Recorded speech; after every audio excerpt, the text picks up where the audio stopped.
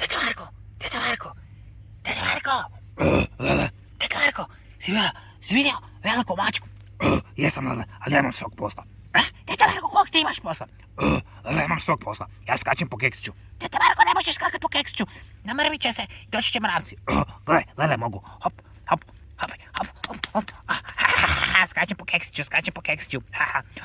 Teta Marko, doći će mravci. Ma neće, Lele, doći mravci. Dobro, Teta Marko, onda ti ostani ovdje, a ja idem. Kladim se da će doći mravci. Baš me briga, ja ću spavat u keksiću.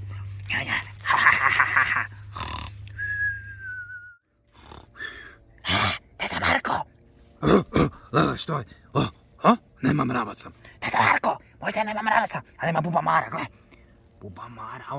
Bubamaro. Kakva bubamara to? Pa to je, jako je zgodno. Gdje su mravci? Mravci ne žele s keksića. Pa kad keksići nisu dobri za zube, a bubamara htjela je zub. Bubamaro, Zubi će te bol. Ne možeš jest keksić, bubamaro. Idi, sad, ču. Keksić. Teta Marko.